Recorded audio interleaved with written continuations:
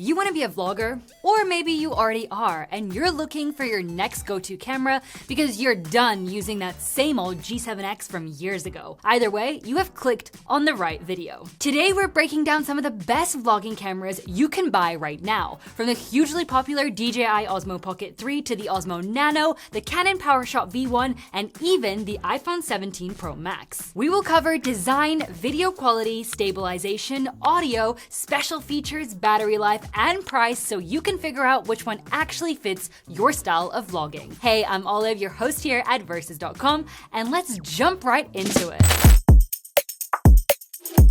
Starting with design and build, the Osmo Nano is clearly the smallest and lightest here at just 4.3 ounces. The Osmo Pocket 3 comes in at 6.3 ounces, still very compact and noticeably lighter than the iPhone at 8.2 ounces. And then there's the Canon, which at 15 ounces is by far the biggest and heaviest of the group, feeling much more like a traditional camera in both size and presence. The Pocket 3's standout feature is its built-in gimbal, which gives it a big advantage in stabilization and makes it easy to get smooth cinematic shots. It also has a rotating 2-inch touchscreen that's great for framing yourself, but the trade-off is durability since the gimbal is fairly delicate, so using a case is highly recommended. Trust me, you don't want to drop it. The Osmo Nano stands out in a different way with its detachable magnetized camera, letting you mount it to magnetic surfaces and capture angles that are nearly impossible with most other cameras. There's no traditional screen on the camera itself, so framing is done via the dock or the DJI Mimo app. And you can also clip the camera back on in whichever direction you want, depending on how you're filming. The PowerShot V1 feels the closest to a traditional mirrorless camera, offering the most manual control along with a solid premium build. It features a 3-inch display, giving you plenty of space to check focus, exposure, and settings while still keeping the body relatively compact. And then there's the iPhone, which most people already know pretty well. It's the ultimate all-in-one, and while the Pro Max is on the larger side, that 6.9-inch display gives you by far the biggest and clearest screen for framing and monitoring your shots. Obviously, all of these devices can do a lot more, and one of them in particular really benefits from manual control, but we will get to that in a moment. To keep this as fair as possible and beginner-friendly, we set all four to 4K at 30 FPS and ran them in auto mode, with only a few small tweaks. The iPhone is set to most compatible with HDR off, and the Osmo Nano is set to standard D-Warp to give the most natural vlogging framing. Each device behaves very differently. Here are a few examples across different scenes and lighting conditions that you can play back and pause to compare everything side by side. Now, let's take a closer look at each one's strengths and weaknesses. Starting with the Canon, as mentioned, it's set to auto, so the camera should be managing ISO, but the shot is still completely overexposed. In the second scenario, it handles exposure much better, but the shadows get super crushed, which costs a lot of detail. In scenario 3, things really fall apart. The bright sun blows the image out,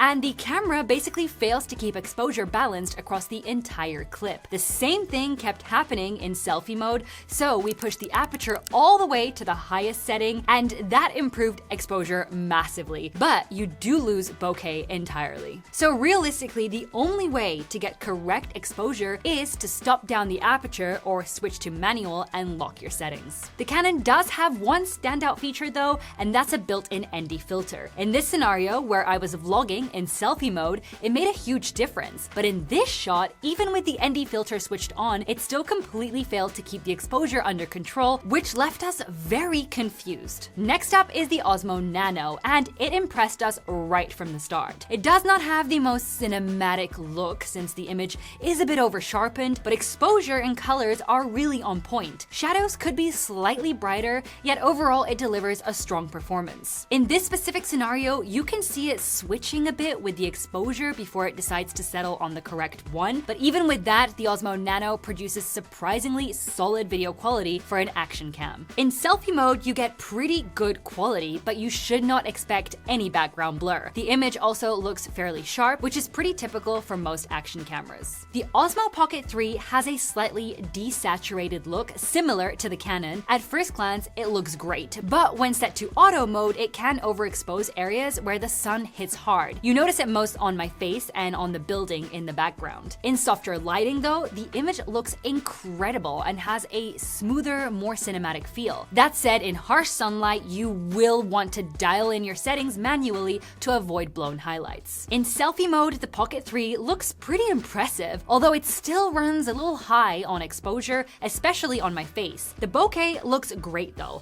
You also get active face tracking, so the gimbal keeps your face centered no matter how you hold the camera, which means you don't have to worry about drifting out of frame. It's super handy, especially when you're filming yourself and you're moving around a lot, because you can spin all the way around 360 degrees and the camera will continue to follow you. One nice extra is the wide 15mm lens attachment, which clips on magnetically and gives you a wider framing. Just handle it carefully. Right after the shot, I accidentally dropped it and a bit of the plastic chipped off. So it is easily the most fragile camera in this lineup. Finally, we have the iPhone. It is easily the warmest and the most saturated one here, which is classic Apple. That said, the exposure is incredibly well balanced and the overall quality is excellent, especially for a phone. In this scene, it honestly does not even look like smartphone footage. The only obvious issue is the light flicker, but that shows up across all devices and is easy to fix by manually changing the settings. The main drawback on the iPhone is the tight framing, which really limits your composition. You can switch to the ultra wide, which works great in good lighting, but you will usually give up a bit of image quality. Here's another example of just how cropped in it gets when filming yourself on the rear camera. So it is strongly recommended to use the ultra wide cam when you need a wider, more usable shot. Another feature these cameras share is the option to shoot in log, which gives you a flatter image and more flexibility when color grading. But what is the point of great quality video if no one can hear what you're saying? So now let's check out the audio coming from these bad boys. Now here we have the audio coming from the built-in microphone on the Canon. What do you guys think? How do I sound? Now of course you can connect it to an external mic, of course, obviously, but this is what you would get right out of the box. And I do have the wind muff on there as well. Not particularly windy today, but it is nice to have. And here we have the audio coming from the iPhone 17 Pro Max. Now, quite familiar with this one, and I know that it does struggle to filter out the background noise, so how's it handling that? So here's what the audio sounds like directly coming from the Osmo Nano. What do you think? How do I sound? There's cars passing by, how is it handling that? Now here we have the Osmo Pocket 3. What do you think about the audio on this one? I really like that it has omnidirectional audio, so it should be sounding pretty good, but you can also connect it to the DJI Mic 2 directly via Bluetooth. Let me turn that on. Now you should be hearing me directly through the microphone, and of course the audio should be like 100 times better. So as you heard, the Pocket 3 delivers the clearest audio thanks to its omnidirectional microphones. And it also does the best job at reducing background noise, followed by the Osmo Nano. You can also connect up to 2 DJI mics via Bluetooth to both of them, which is a huge perk. The iPhone 17 Pro Max picks up noticeably more ambient sound, while the Canon, unfortunately, sounds the roughest of the group. The good news is that you can connect external microphones to all of these cameras if you want to step up the audio quality. When it comes to stabilization, you would expect the Osmo Pocket 3 to be the smoothest because of its integrated gimbal. So let's put all of the devices side by side and see if that's actually true. So here I am walking at a normal pace with all the devices, and all of them have some sort of basic stabilization enabled. At first glance, they all look pretty good, but one stands out and not in a good way. As you can see, the Canon is not only overexposed, but even with stabilization turned on, it is not doing a great job. That wobble along the edge of the frame is so extreme, it makes the shot basically unusable. Here's an example of the stabilization completely turned off, and yeah, definitely don't recommend that unless you want to make your viewers nauseous. The Osmo Nano does a superb job and looks buttery smooth, which is exactly what you would expect from an action cam. Just make sure that you set it to rock steady, because with stabilization fully off, you will get a pretty shaky shot. With rock steady on though, you can can do some pretty crazy moves with this camera and it still holds up. Now, the iPhone stabilization is not bad at all, especially for a phone. It is actually pretty impressive how much it smooths out your footage after processing. You also have the option for action mode, which stabilizes the footage even more, but just keep in mind that this does crop in and minimizes resolution to a maximum of 2.8K. And it is pretty much a given that the Pocket 3 looks great thanks to that gimbal. So there is not much else to say here other than beautiful. But what about selfie mode? Let's take a quick look at that. I have set the stabilization to enhanced. So this is the most you can do. And what do you think? How is it looking? So here's what it would look like if you're going for a run and you have your camera set to rock steady. So for all you runners out there. So with the Pocket 3, I can just triple tap the joystick and I am automatically in selfie mode, which is really convenient. And of course, we're gonna have some great stabilization here. Now, I'm assuming I'm very cropped in because the wide lens on the iPhone is very cropped in. So it's not my favorite for vlogging. I would normally use the ultra wide lens. And just to quickly show you what I mean, here is the ultra wide lens. But I can tell you when you get into low light and you start using this lens, it's not really exactly the same. So overall, the Nano and the Pocket easily deliver the best stabilization. The iPhone is also extremely strong, while the Canon is on the weaker side. That said, you could pair the Canon with a gimbal to avoid the extreme cropping you get in enhanced mode. One major advantage of the iPhone is its zoom capability with the 4x telephoto lens, which can be extremely useful when vlogging as it allows you to capture more detailed shots and create a more cinematic feel for your content. On the other hand, the Pocket 3 with its latest update now offers 2x lossless zoom up to 40mm, along with an additional 2x digital zoom. This is a really nice upgrade and quite handy to have, with the footage looking surprisingly good and only showing a minimal amount of noise. For social media purposes, it's completely usable. The Canon also offers zoom up to 52mm in video mode, and the image quality remains strong with a smooth cinematic look. Unfortunately, the Osmo Nano has no zoom capabilities at all, so if zoom is important to you, the iPhone is probably your best option. All four devices offer slow motion, which is great news if you've always wanted to recreate the famous Matrix bullet dodging scene. You get a smooth 120 FPS at 4K on the Pocket, Nano, and the iPhone 17 Pro Max, but unfortunately the Canon is the only one that can't go past 1080p. It's also the only device that doesn't offer a higher frame rate like 240 FPS, which the others do, although they all drop down to 1080p at that speed. Still, it's better having the option than not having it at all.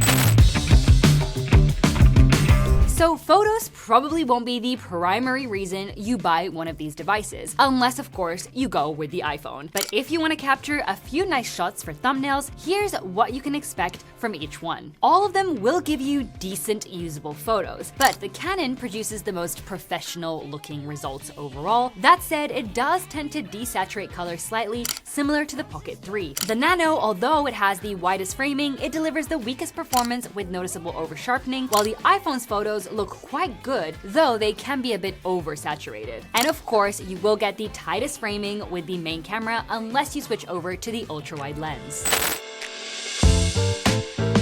All four of these devices offer a mode for time-lapse, which is a handy feature to have for creating unique shots. But if you opt for either the Osmo Pocket 3 or the Osmo Nano, you also get hyperlapse on top of that to create even cooler looking shots to spice up your content. Plus, the Pocket 3 also offers a motion lapse, which allows the gimbal to record an interval going from either left to right or right to left, or even customizing your own unique path. And you also have the option to use spin shot at either 90 or 180 degrees to create cool shots like this, basically with just the press of a button. The Osmo Nano has an advantage when it comes to field of view options, as you can choose between standard D-warp, natural wide, wide, and ultra wide, giving you plenty of options to work with.